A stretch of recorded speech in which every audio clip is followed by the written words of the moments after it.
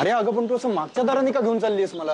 अरे कारण पुढच्या दाराने गेलो ना तर सगळ्यांना कळेल की आपण कुठे जातोय ते, आणि मग त्यांनी विचारलं आपण काय सांगणार आहोत. गुड आयडिया, चल.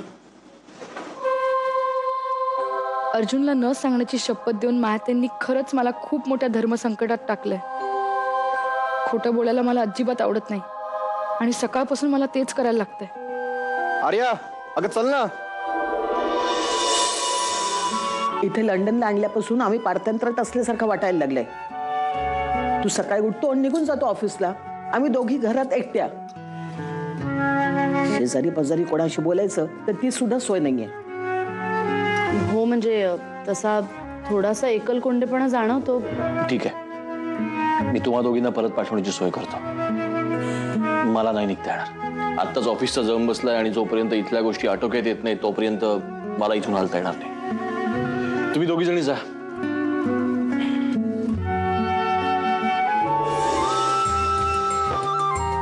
तू आम्हाला यश दिलंस, प्रतिष्ठा, पैसा, संपत्ती सगळं काही दिलंस.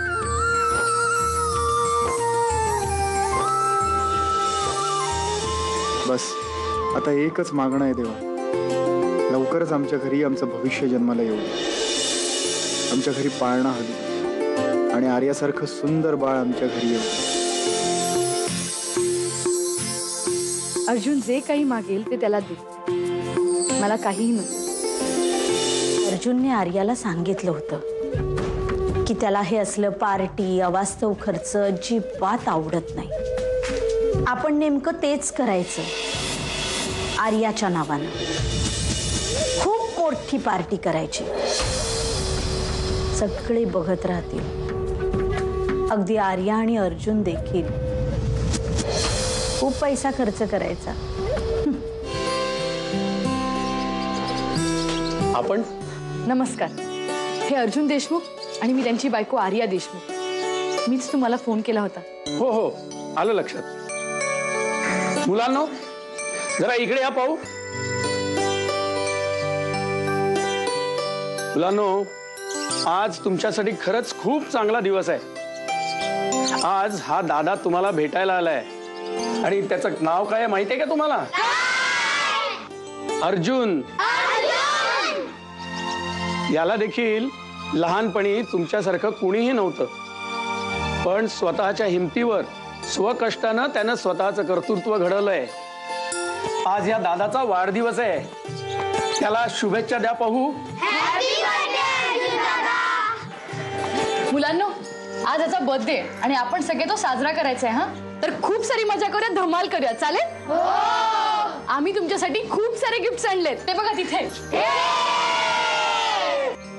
ताई, मी तो फुगा घेऊ? घे ना, तुझ्यासाठीच आहे. घ्या घ्या, सगळ्यांनी घ्या. चला पटापट.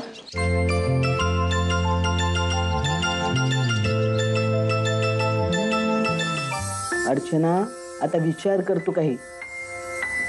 तुमच्या लग्नाला 1 वर्ष झालंय. आता बाळाचा विचार करायला हवा ग तुम्ही. आता सगळं व्यवस्थित चाललंय, फक्त एकच माझी इच्छा पुरी कर ग. करशील ना?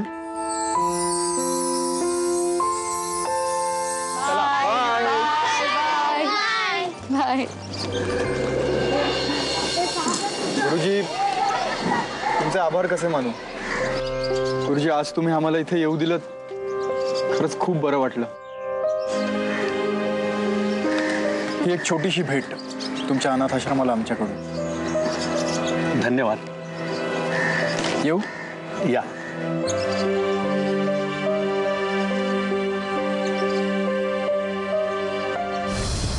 आजची पार्टी एकदम झकास व्हायला हवी. हा, डोळे दिपले पाहिजेत लोकांचे आणि अर्जुनचेही. अर्जुनचे तर डोळे पांढरे व्हायला हवे आणि आर्याचा चेहरा काळा ठिक्कर पडायला हवा. पण सगळे पैसे आर्याच तर देणार आहे. बिचारी माझी आर्या.